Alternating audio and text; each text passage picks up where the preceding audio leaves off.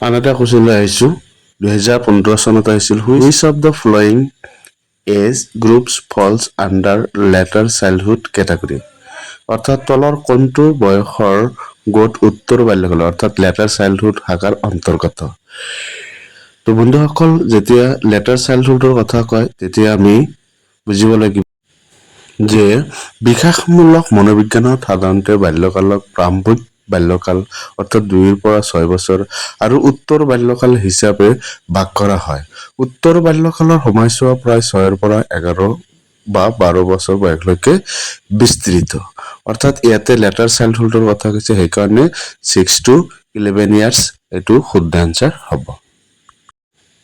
2015 চনত আন এটা কুৱেশ্যন আহিছিল যে anyone can become angry that is easy but to be angry with the right person to the right degree at the right time for the right purpose and in the right way that is not easy this is related to অৰ্থাৎ যিকোনো লোকে খং কৰিব পাৰে সেয়া সহজ কিন্তু সঠিক ব্যক্তিজনৰ ওপৰত সঠিক মাত্ৰাত সঠিক সময়ত সঠিক উদ্দেশ্যেৰে আৰু সঠিক উপায়েৰে খং কৰাটো সহজ নহয়। ইয়াৰ সম্পৰ্ক আছে ইয়াৰ শুদ্ধ অংশটো হ'ব কি ইমোশনাল ডেভেলপমেন্ট আৱেগিক বিকাশৰ সৈতে এইটো সম্পৰ্কিত।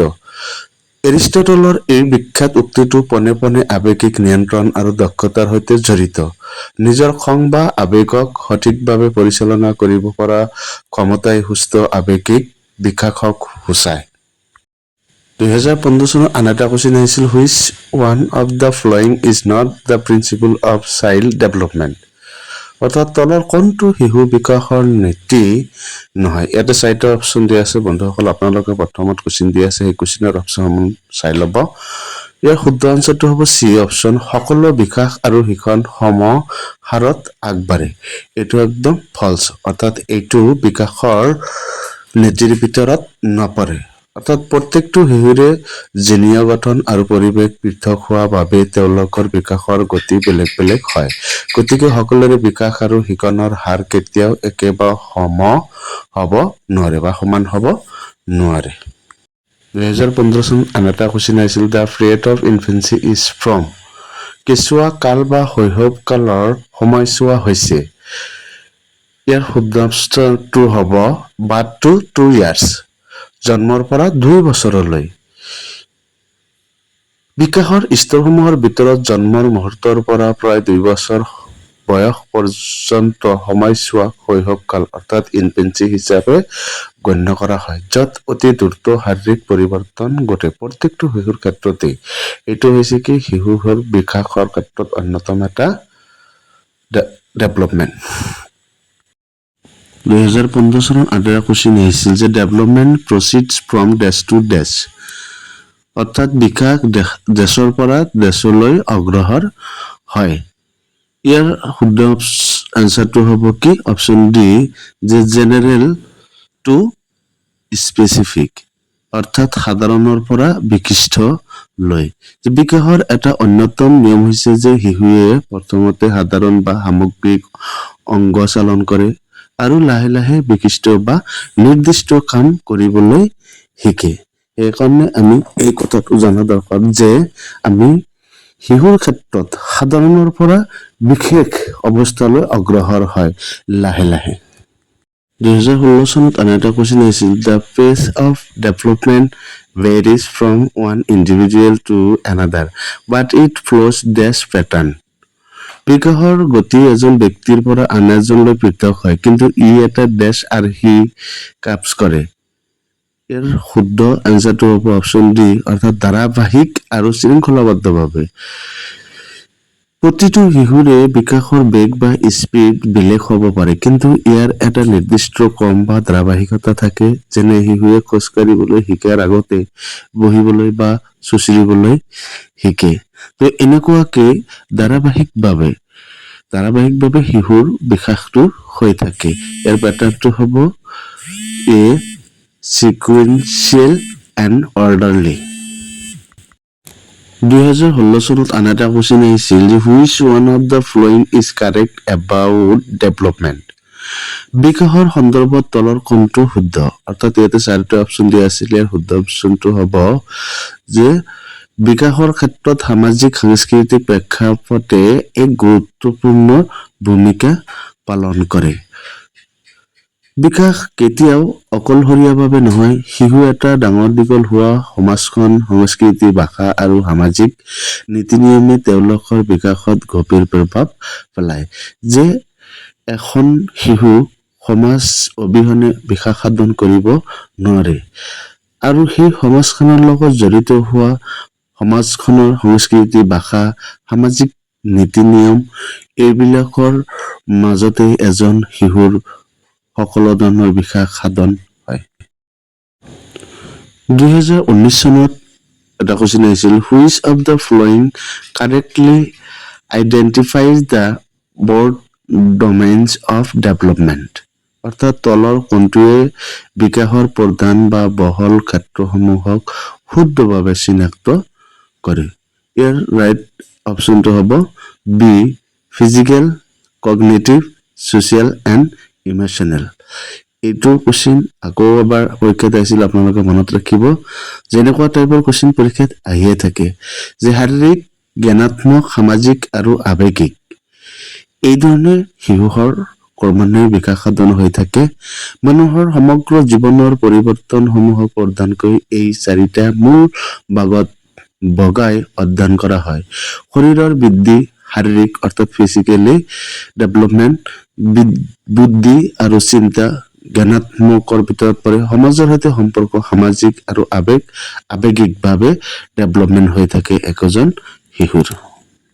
2019 চনত আন এটা কুৱেশ্যন আছিল যে there an individual variation in the rate of motor development yet the sequence of motor development is from dash to dash. Motor বা চালন ক্ষমতাৰ বিকাশৰ হাৰত ব্যক্তিগত পাৰ্থক্য থাকে, তথাপি মটৰ বিকাশৰ ক্ৰমটো দেশৰ পৰা দেশলৈ হয়। ইয়াৰ শুদ্ধ অপশ্যনটো হ'ব ডি, অৰ্থাৎ gross motor development, fine motor development. চালন বা মটৰ বিকাশ সদায় স্থূলতা ডাঙৰ পেশীৰ ব্যৱহাৰৰ পৰা, যেনে বহা, চোঁচৰা, সূক্ষ্ম বা সৰু পেশীৰ ব্যৱহাৰলৈ, যেনে আঙুলিৰে বস্তু ধৰা বা লিখা অগ্ৰহৰৰ ক্ষেত্ৰত হয়। 2019 চনত আন এটা কুৱেশ্যন আহিছিল, the period that initiates the transition to adulthood is. প্ৰাপ্তবয়স্ক অৱস্থালৈ পৰিৱৰ্তনৰ প্ৰক্ৰিয়া আৰম্ভ কৰা সময়ছোৱা হৈছে। ইয়াৰ শুদ্ধ অপশ্যনটো হ'ব বি, এডলছেন্স, অৰ্থাৎ কৈশোৰকাল। বাল্যকালৰ শেষ হৈ প্ৰাপ্তবয়স্ক অৱস্থা বা ডেকা বয়স ভৰি দিয়াৰ মাজৰ যিটো পৰিৱৰ্তনকালীন সময়, তাকে কৈশোৰকাল বোলা হয়। ই প্ৰাপ্তবয়স্কতাৰ দুৱাৰ স্বৰূপ বুলি কোৱা হয়, অৰ্থাৎ টিনেজাৰ বুলি কোৱা হয়। 2019 চনত আৰু এটা কুৱেশ্যন আহিছিল, the most critical period of acquisition and development of language is. ভাষা আহৰণ আৰু বিকাশৰ আটাইতকৈ গুৰুত্বপূৰ্ণ বা সংকটপূৰ্ণ সময়ছোৱা হৈছে। ইয়াৰ শুদ্ধ এনচাৰটো হ'ব আৰ্লি চাইল্ডহুড। প্ৰাৰম্ভিক বাল্যকালক 2 পৰা 6 বছৰ ভাষা শিকাৰ আটাইতকৈ সংবেদনশীল সময় বুলি গণ্য কৰা হয়। এই সময়ছোৱাত শিশুৰ মগজুৱে পৰিৱেশৰ পৰা শব্দ আৰু ব্যাকৰণৰ নিয়মসমূহ অতি দ্ৰুতগতিত গ্ৰহণ কৰিব পাৰে। অৰ্থাৎ আৰ্লি চাইল্ডহুড এইটো 2 পৰা 6 বছৰৰ শিশুৰ ক্ষেত্ৰত হয়। এই ক্ষেত্ৰত শিশুৱে পৰিৱেশৰ পৰা বা নিজৰ পৰিয়ালৰ পৰা আটাইতকৈ সংবেদনশীল হৈ থাকে আৰু এই পৰিৱেশৰ পৰা সিহঁতে বিভিন্ন ধৰণৰ ভাষাৰ জ্ঞান আহৰণ কৰে। 2019 চনত আন এটা কুৱেশ্যন আছিল, in which of the following periods does physically growth and development occur at rapid pace. অৰ্থাৎ তলৰ কোনটো সময়ছোৱাত শাৰীৰিক বৃদ্ধি আৰু বিকাশ অতি দ্ৰুতগতিত ঘটে? ইয়াৰ শুদ্ধ এনচাৰটো হ'ব কি ইনফেন্সি এণ্ড আৰ্লি চাইল্ডহুড, অৰ্থাৎ শৈশৱকাল আৰু প্ৰাৰম্ভিক শৈশৱকাল। জন্মৰ পৰা আৰম্ভ কৰি শৈশৱকাল আৰু প্ৰাৰম্ভিক বাল্যকালৰ সময়ছোৱাত শিশুৰ শাৰীৰিক বৃদ্ধি অৰ্থাৎ উচ্চতা, ওজন আৰু মগজুৰ গঠন আটাইতকৈ খৰতকীয়াভাৱে হয়। এই সময়ছোৱাত শিশুৰ এটা দ্ৰুতগতিত শাৰীৰিক বিকাশ ঘটে। 2019 চনত আন এটা কুৱেশ্যন আহিছিল, which of the following is not a principle of development? তলৰ কোনটো বিকাশৰ নীতি নহয়? ইয়াৰ শুদ্ধ এনচাৰটো হ'ব option D, development is universal and cultural content to not influence it. বিকাশ সাৰ্বজনীন আৰু সাংস্কৃতিক বিষয়সমূহে ইয়াক প্ৰভাৱিত নকৰে। এই কথাষাৰ ভুল, কাৰণ শিশু এটা ডাঙৰ হোৱা সমাজখনৰ সংস্কৃতি আৰু পৰিৱেশে তেওঁলোকৰ বিকাশত গভীৰ প্ৰভাৱ পেলায়। বিকাশ কেতিয়াও সংস্কৃতিৰ পৰা মুক্ত বা বিচ্ছিন্ন হ'ব নোৱাৰে। এজন শিশু তেওঁ কেতিয়াও সমাজ এখনৰ পৰা বিচ্ছিন্ন হ'ব নোৱাৰে। সমাজ মানে কি? সমাজ মানে সেই সমাজখনত থকা ভাষা, সংস্কৃতি এইবিলাকৰ পৰা কেতিয়াও বিচ্ছিন্ন হ'ব নোৱাৰে। তেনেহ'লে নেগেটিভ পইণ্ট হৈছে এইটো, সেইকাৰণে অপশ্যন এইটোৱে শুদ্ধ। 2020 চনত এটা কুৱেশ্যন আহিছিল, which of the flowing statement is correct in the context of development? বিকাশৰ প্ৰেক্ষাপটত তলৰ কোনটো উক্তি শুদ্ধ? ইয়াতে 4টা উক্তি দিয়া হৈছিল। তাৰ ভিতৰত বন্ধুসকল আপোনালোকে চাই ল'ব যে শুদ্ধ এনচাৰটো হৈছে option B, development is multidimensional. বিকাশ বহুমুখী বা বহুমাত্ৰিক।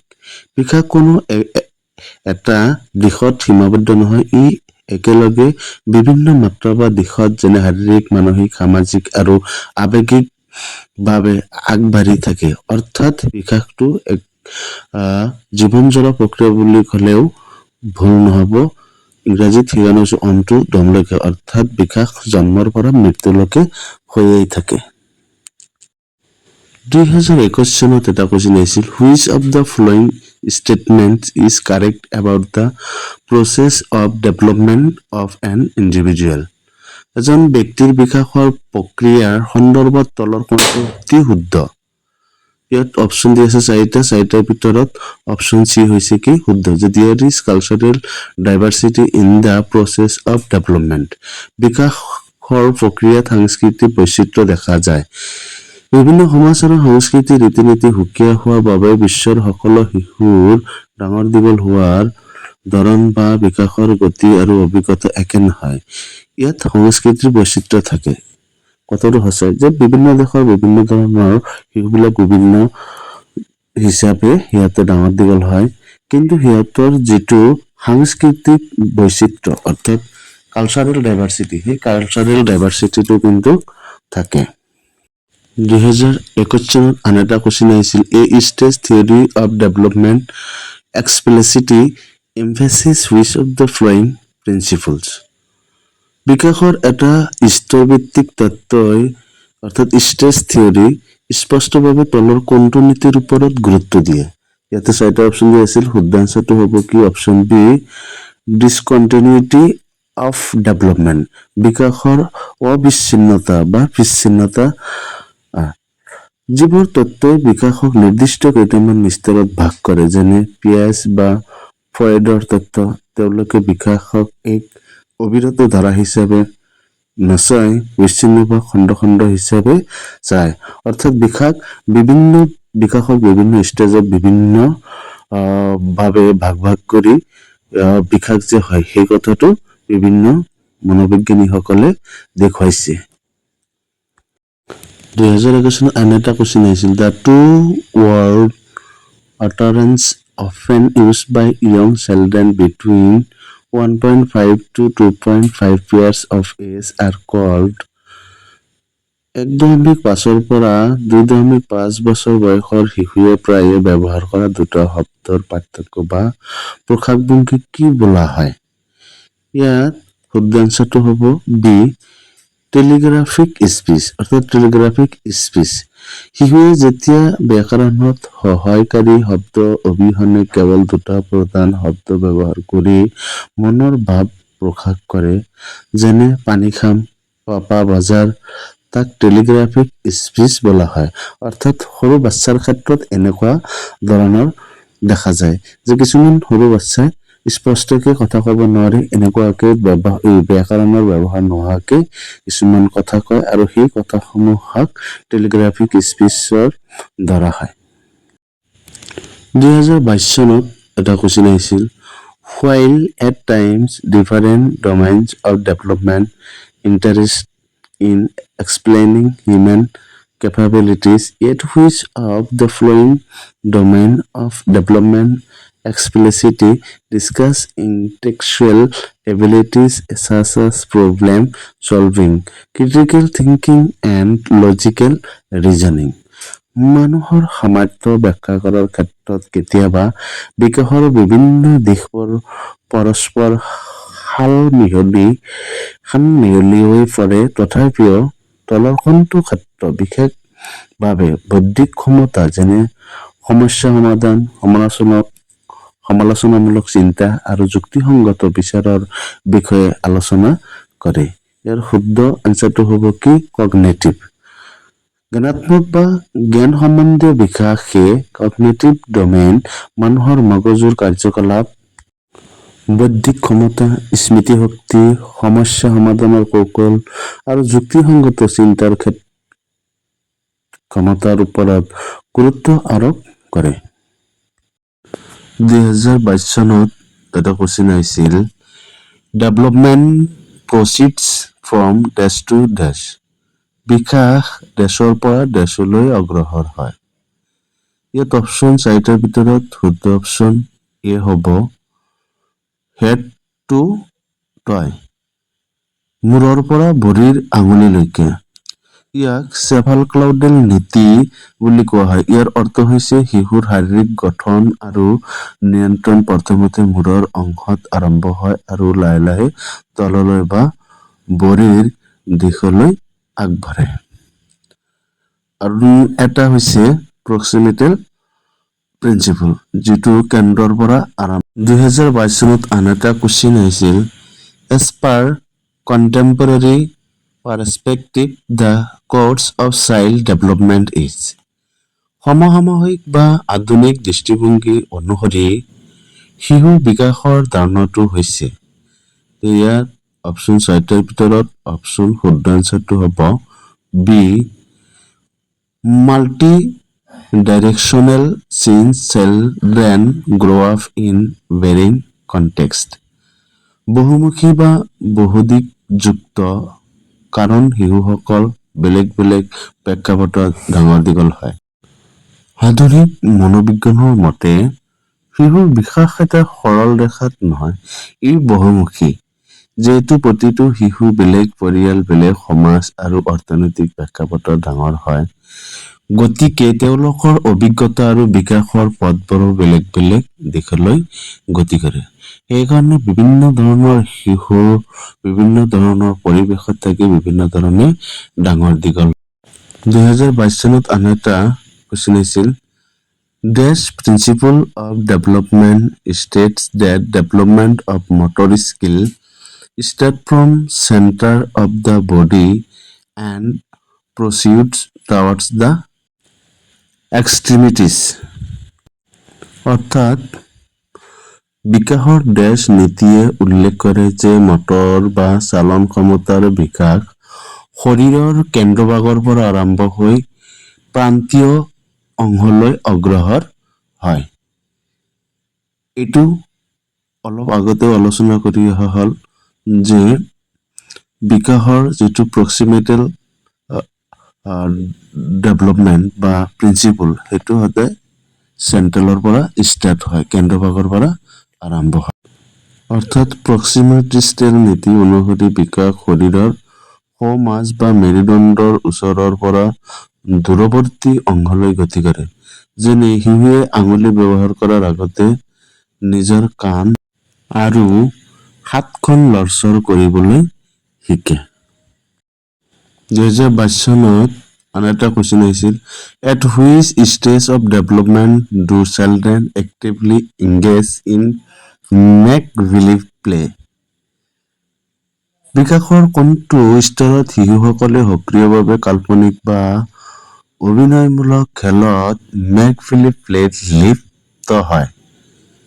ইয়াৰ শুদ্ধ এনচাৰটো হ'ব অপশ্যন বি আৰ্লি চাইল্ডহুড, প্ৰাৰম্ভিক বাল্যকালত। প্ৰাৰম্ভিক বাল্যকালত 2 বছৰৰ পৰা 6 বছৰৰ শিশুৰ প্ৰতীকাত্মক চিন্তাৰ দ্ৰুত বিকাশ ঘটে, যাৰ বাবে তেওঁলোকে নিজকে বিভিন্ন চৰিত্ৰ সজাই কাল্পনিক খেল ধেমালিত মগ্ন